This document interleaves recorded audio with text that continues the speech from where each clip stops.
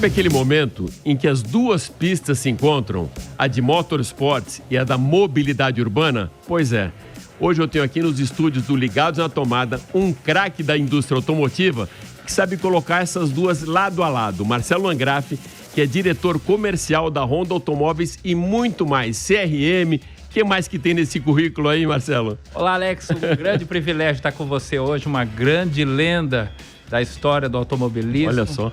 No Brasil, né? Bom, atualmente eu estou diretor comercial da Honda Automóveis do Brasil.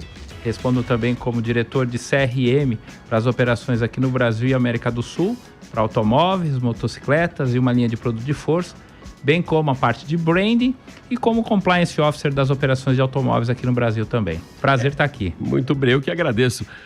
Landgraf, sabe que a nossa audiência já conhece muito bem você e também muito bem o que foi sempre a nossa participação, tanto no Festival Duas Rodas com você, quanto no Festival Quatro Rodas. A gente conseguiu sempre fazer um 360 muito interessante, mas para mim o ponto alto foi a ação que vocês fizeram ano passado durante o GP São Paulo de Fórmula 1. Era GP Brasil, agora GP São Paulo, quando vocês levaram a McLaren do Senna, né, aquela McLaren vitoriosa com motor Honda para andar na pista e ligando o motor simplesmente Lewis Hamilton. Como foi essa ideia e de que maneira vocês conseguiram resgatar isso? Muita gente estava na bancada e eu escutei isso de amigos meus, fãs de automobilismo. Vocês conseguiram trazer de volta toda aquela paixão que o brasileiro sempre teve pelo Ayrton.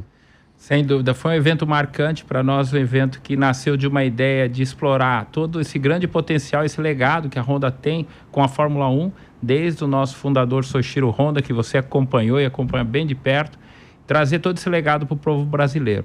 O evento era Senna para sempre, celebrando os 30 anos do tricampeonato do Senna, e era uma oportunidade única para que a gente trouxesse esse carro para cá, exatamente o carro que ele correu, para dar uma volta em Interlagos, na trilha sonora do hino da vitória do Ayrton Senna. Então foi um momento bastante marcante para prestigiar todo o povo brasileiro com essa conquista incrível, né? Todos nós lembramos muito e bastante desse momento inesquecível para nós, né? E a marca, ela tem um legado de motorsports muito forte. Eu tive a oportunidade de estar na pista junto com outro grande piloto, André Ribeiro, que teve a sua primeira vitória na Fórmula Indy com o motor Honda, e a única e primeira vitória dele também aqui no Brasil durante a Rio, não lembro se era Rio 200 ou Rio 400 no Rio de Janeiro, mas foi a única vitória de um brasileiro aqui também com motor Honda. E eu sentia sempre o André com uma fidelização muito grande no produto, um cara que realmente vestia a camisa, como eu vi isso do Ayrton também. Vocês tiveram uma participação em Fórmula 1 que é literalmente invejável, né? Num dos anos, vou citar 1988, 16 provas, 15 vitórias do motor Honda, e numa época onde efervesceu isso de maneira muito forte, inclusive aquela rixa, né? Alain Prost, Ayrton Senna, e 3 títulos mundiais com o nosso grande ídolo Ayrton Senna. De que maneira que você consegue, Landgraf, traduzir todo esse sucesso que tem a marca em motorsport, esse legado que vai até hoje, tá aí, a equipe Red Bull, né? Para os carros de rua. Ou seja, de alguma maneira você consegue traduzir isso também para a mobilidade urbana, para o consumidor? Sem dúvida, é um grande motivo de inspiração para a gente. O nosso fundador dizia que sem competições não há Honda. Então é algo que nós utilizamos efetivamente na nossa pesquisa e desenvolvimento, tanto para automóveis quanto para motocicletas, produtos de força e até aviões. A primeira corrida fora do Japão, você deve saber disso, a primeira corrida internacional da Honda foi no torneio Quarto Centenário, aqui em São Paulo, com uma motocicleta. E desde lá, então, a gente acumulou uma série de conquistas e vitórias, e isso transcende não apenas o desenvolvimento dos produtos, é a forma que a Honda pensa a mobilidade no mundo e trabalha isso diariamente com toda a equipe que nós temos lá. Mas, sem dúvida, é uma honra e um privilégio poder fazer parte dessa história, né? Com uma marca tão consagrada, admirada pelos brasileiros, e proporcionar essas experiências incríveis. Falou de André Ribeiro, me lembro do nosso festival de Interlagos, ano passado também, que celebramos a primeira vitória dele, 30 anos da primeira vitória de um motor Honda na Fórmula Indy. Então, é algo que transcende, é um legado que está na nossa essência, no DNA da Honda Motos e a Honda Automóveis também. E sabe que me fez lembrar agora, você falou de duas rodas, né? Eu levei uma bronca um dia na pista de Valentino Rossi.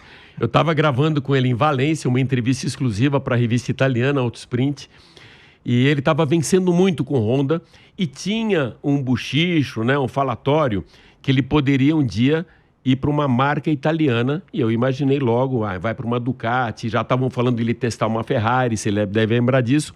Aí eu fiz a seguinte pergunta para ele: Valentino, você acha que teu futuro próximo, já que você é consagrado em todas as categorias que você passou, você é o grande piloto, a grande marca hoje, dentro de motorsports, nas duas rodas, é você, Valentino Rossi, né? Para uma marca italiana, para Ferrari das motos, que é a Ducati? Ele parou, olhou para mim: você não sabe o que está falando. Se for para falar da Ferrari das motos, é a Honda, com quem eu estou vencendo. Então, não é qualquer um que leva bronca de Valentino Rossi, né? O que ele quis dizer naquele momento? Cara, como que você vai falar que eu estou indo para o topo, para melhor, se a melhor é a que hoje estou vestindo a camisa, não é uma marca italiana, mas é a marca que me colocou no topo do mundo das duas rodas. Então, esse legado de fidelização, que eu acho realmente muito interessante, com muitos pilotos que vestem a camisa. Eu vi a mesma coisa com Piquet vencendo com Honda, né, como eu falei com o André Ribeiro e também com a Ayrton Senna. A gente tem alguma novidade para esse ano que vocês vão considerar? Vai ser difícil, né? Mas superar o que vocês fizeram no ano passado no GP Brasil? Olha, estamos trabalhando para deixar com uma experiência ainda mais incrível para todos os nossos clientes e fãs do automobilismo. A gente tem 5 de novembro, em primeira mão para você, uma celebração dos nossos 8 anos com a Red Bull. Então nós faremos um evento exclusivo com clientes, amantes e fãs do automobilismo na nossa sede administrativa em São Paulo, onde nós vamos, além de conversar com os pilotos, trazer grandes novidades para o mercado brasileiro.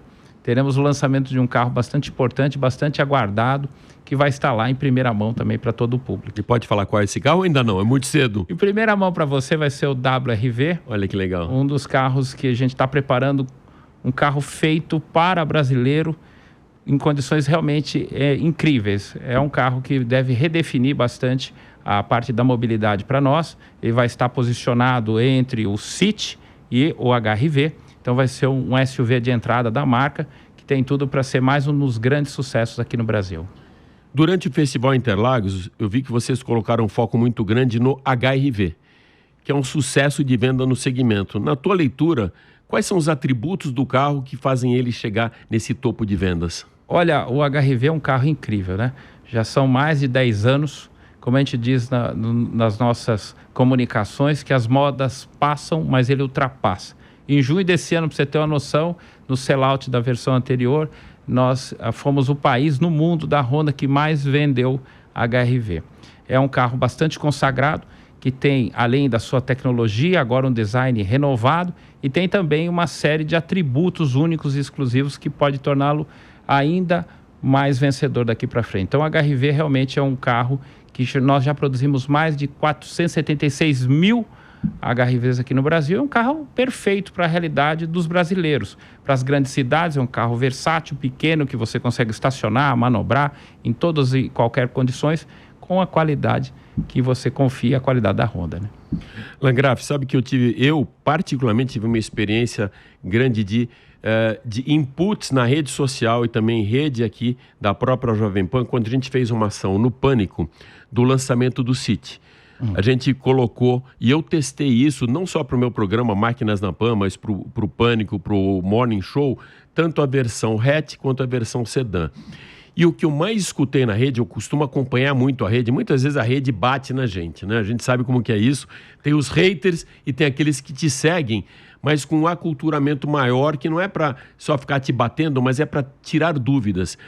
E uma das coisas que mais me chamou a atenção foi a fidelização dos clientes com carros japoneses, uma fidelização com a Honda muito forte, com essa preocupação que dizem que o Ayrton tinha esse carisma no Japão também por conta disso, porque a maneira... E, aliás, quem me contou isso foi o senhor Ichinose, né, o presidente da Honda, quando eu perguntei para ele por que essa empatia tão grande com o Ayrton.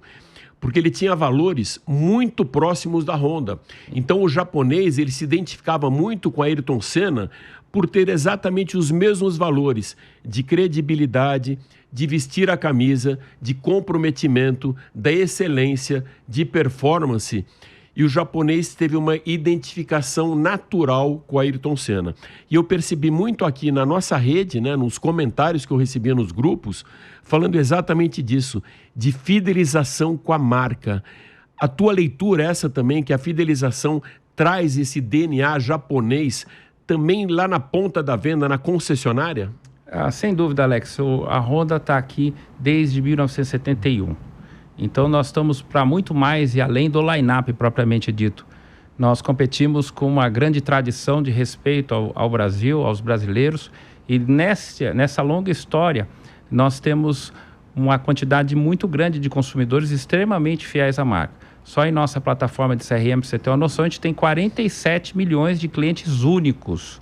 O Brasil tem pouco mais de 200 milhões de clientes. O que são clientes únicos? São CPFs únicos de pessoas que estão relacionadas conosco, teve alguma relação conosco, de compra ou de transação nos últimos 12 meses. Isso entre automóveis e motocicletas. Acho que esse grande número por si já te traz uma dimensão de como essa é uma marca admirada. Então, para muito mais do que o line-up propriamente dito, a gente tem uma tradição, tem um respeito e principalmente é uma marca que é conhecida aqui no Brasil por cumprir o que promete. A imprensa e os consumidores nos reconhecem de forma bastante contundente em relação ao valor de recompra dos nossos automóveis, né? Isso é fruto de um legado de uma empresa brasileira que trabalha aqui com bastante seriedade para buscar não apenas atender, mas surpreender positivamente os clientes que confiam na marca. Então, os nossos índices de recompra propriamente dito superam números da ordem de 98% em alguns dos modelos. Então, é um fato que para nós, além de ser um grande reconhecimento, nos traz também um grande senso de responsabilidade para continuar fazendo com que a marca continue seguindo admirada pelos brasileiros e fazer com que a Honda seja uma empresa desejada aqui pela sociedade no Brasil. Você sabe que eu tive acesso a uns números que me deixaram realmente muito impressionado quando a gente fala de recall. Todas as marcas têm recall. Todas as marcas apresentam algum probleminha em algum momento da sua vida que aparece um recall, um probleminha que deu no carro ou uma atualização que tem que ser feita. E as marcas mais cristalinas na hora de comunicar um recall são as japonesas. No mundo inteiro, todas as marcas têm esse trabalho, fazem esse trabalho com excelência em respeito ao consumidor. Quando chega no Brasil, existe uma versão muito errônea do que é um recall. Se esse cara mostra mais recall é que ele tem mais problema. Não, todos têm problema, só que esse cara mostra mais o recall e comunica o recall porque ele tem respeito ao seu consumidor e também ele, de maneira muito cristalina, sinaliza aquele problema para ser corrigido rápido, muitas vezes até pela segurança. A tua leitura é essa também, Landgraf? Sem dúvida, quando a gente tem algum tipo de problema de fabricação ou montagem, que conforme preconiza a legislação, mas para muito além disso, a gente comunica proativamente esses clientes para que eles retornem e a gente possa fazer todo o serviço através dos técnicos, dos profissionais treinados, todos os equipamentos e ferramentas que tem em nossa rede. Então, é uma política de profundo respeito por aqueles consumidores e fãs da marca que depositaram a confiança no nosso produto. Então, é algo que nós costumamos falar lá, que nós fazemos o carro de dentro para fora. Um carro preparado para o consumidor e nem, muitas vezes, de fora para dentro, apenas para impressionar. A gente busca construir um carro com engenharia, um carro, uma motocicleta, para que ele continue nesse legado de qualidade, de respeito e, principalmente, de valor de revenda também. Landgraf, como que o headquarters, ou seja, a matriz lá no Japão, enxerga o nosso mercado aqui, o mercado brasileiro? O mercado brasileiro é um mercado bastante importante. Se você falar do segmento de automóveis, ele tem se destacado. Em 2024 foi um dos países que mais cresceram no mercado automotivo. E se a gente analisar o mercado total hoje, estimado da ordem de 2,6 milhões de automóveis esperado para esse ano, você tem, a despeito dos desafios econômicos e políticos que o país passa, uma densidade e crescimento populacional extremamente positiva. Então, a perspectiva é que o Brasil continue expandindo ainda mais o seu mercado de mobilidade, seja em duas rodas, seja em automóveis, seja em veículos usados. Então, em termos de mobilidade, num país de dimensões continentais como é o Brasil, é difícil não imaginar que esse mercado vai ser um mercado de expansão. Então, para isso, a própria Honda, desde abril do ano passado, anunciou um investimento de 4,2 bilhões de reais aqui no Brasil para a expansão da nossa fábrica e também preparação do WRV e também da tecnologia híbrida Flex, que vai chegar logo a seguir. Então, são investimentos importantes de uma marca que acredita no Brasil e continua fazendo seus investimentos. Então, o Brasil é um país bastante importante no mercado de mobilidade e o Brasil tem um protagonismo bastante representativo aqui para a Honda no mundo e aqui no Brasil também. E de que maneira, já que você falou de híbridos, hibridização, de que maneira que a Honda está apontando também o seu norte para a eletrificação? Positivo. Nós dominamos essa tecnologia, uma empresa que tem o domínio pleno de tecnologias de mobilidade, como a gente disse, no setor de aviação, no setor de automóveis, nós temos veículos elétricos em outros países e nós acreditamos profundamente que cada país precisa ter a solução certa para o seu público. A solução ideal para o Brasil, pensando em patrimônio e o que nós dispomos aqui, é a solução híbrida Flex, uma delas. Então, a gente acredita numa transição inteligente dessa mobilidade entre os veículos a combustão para os veículos híbridos, aí depois a própria eletrificação como um todo. Nós dominamos todas essas tecnologias e no momento certo e da forma certa, conforme o consumidor demandar, nós estaremos prontos para oferecer essa tecnologia aqui no Brasil para atender todos os consumidores. Landgraf, abusando um pouco agora do seu conhecimento em mercado, a gente, na época de Lehman Brothers, eu acho, um pouco antes daquela bolha, o nosso mercado tinha um tamanho de 3,8 milhões de carros produzidos anualmente. A gente despencou para 1,8 por conta da pandemia, hoje pode chegar em 2,6. Existe algum momento que a gente vai chegar de novo nesses 3,8 ou isso já não faz parte da nossa realidade, mesmo com uma capacidade produtiva de 5? Olha, nós acreditamos que o Brasil, analisando diversas perspectivas, indicadores e pesquisas, ele chegue nesse valor e até supere esse valor. O Brasil tem expandido de forma bastante consistente a despeito de todos os desafios que o país enfrenta. Acreditamos que sim, esses números devem ser superados, talvez 2030 ou talvez um pouco mais adiante. Difícil falar de futurologia no Brasil, mas sem dúvida o Brasil é o país da mobilidade.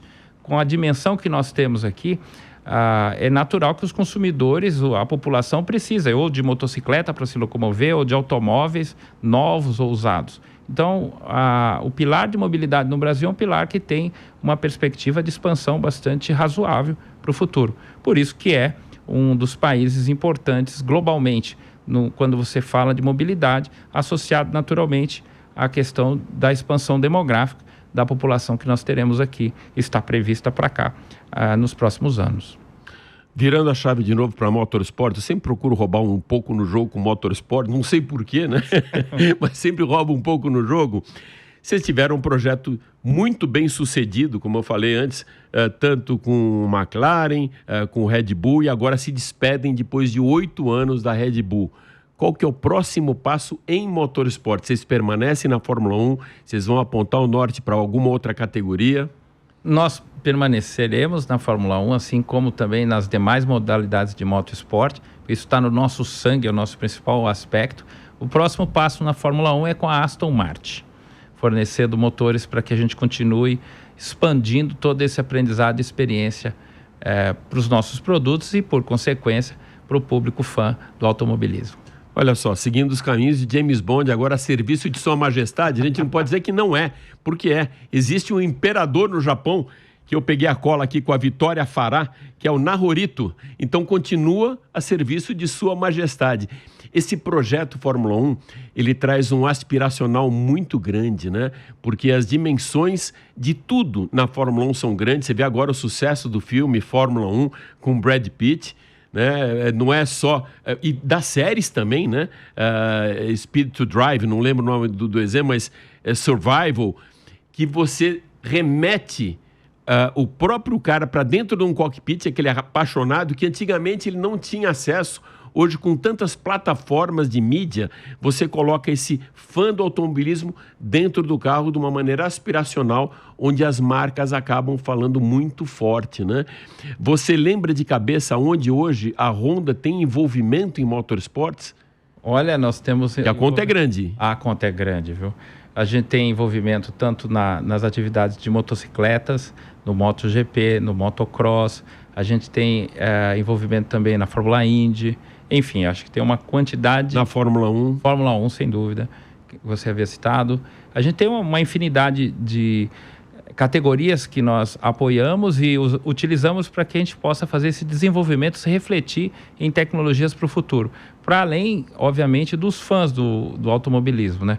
Algo que tem nos chamado bastante atenção é a quantidade também de novos fãs da Fórmula 1, utilizando canais de mídias completamente diferentes do passado. Hoje, acompanhando através de canais sociais, basta ir para Interlagos e olhar aquela turma que está ali. Então, é interessante como a Fórmula 1, além de ser um legado aspiracional para a nossa geração, é um legado que está sendo construído também para as próximas gerações. Então, acho que essa competição é bastante importante para a marca como um todo e para os fãs do automobilismo de forma geral. Anualmente vocês participam do Festival Interlagos de 2 rodas e 4 rodas.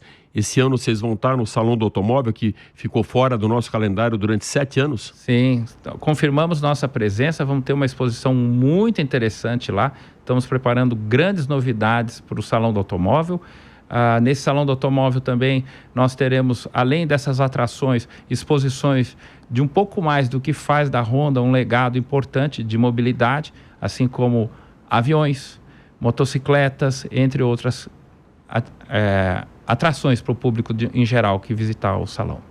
Que legal. Eu sempre tive experiência em vários salões no mundo e a gente realmente ficou meio capenga aqui com o formato que era demais conservador, né? E o que eu ouvi dos organizadores esse ano é que eles estão fazendo uma renovação, procurando colocar mais esse cara que visita o salão numa posição diferente de antigamente, Landgraf, onde tinha um carro, uma mulher bonita do lado, esse carro girando e você não conseguia nem chegar perto dele.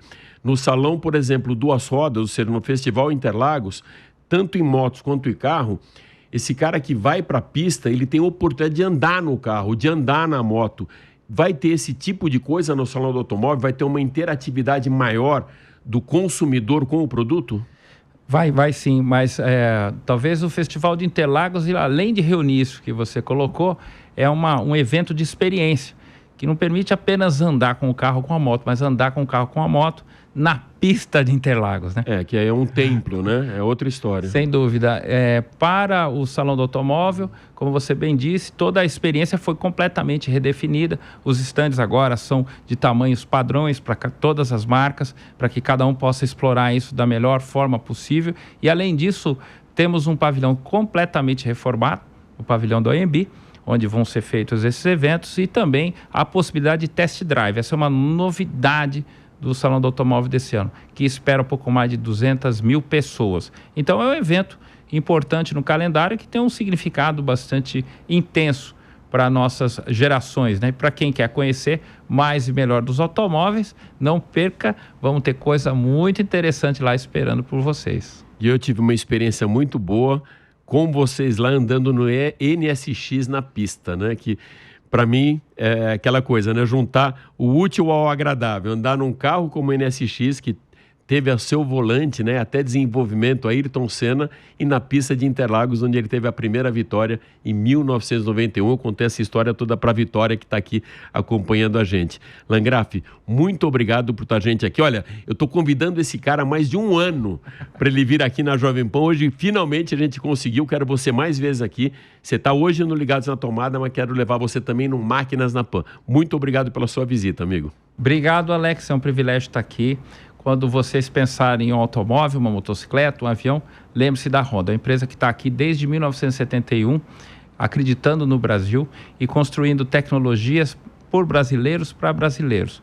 É a empresa que busca inovar. Desde a nossa primeira fábrica de motocicletas aqui no Brasil, em 1976, nós também temos a nossa fábrica de automóveis, começou em Sumaré em 1998, 2019 a nossa fábrica de automóveis de Itirapina, e desde então, 2014, há mais de 10 anos, produzindo automóveis e toda a nossa operação com energia limpa, com o nosso parque eólico de Xangri-Lá. Mais de 1 milhão de veículos já produzidos com energia limpa ligada na tomada. É isso aí, um legado ligado na tomada e no futuro. Muito obrigado, Landgraf. Obrigado, Alex. Valeu.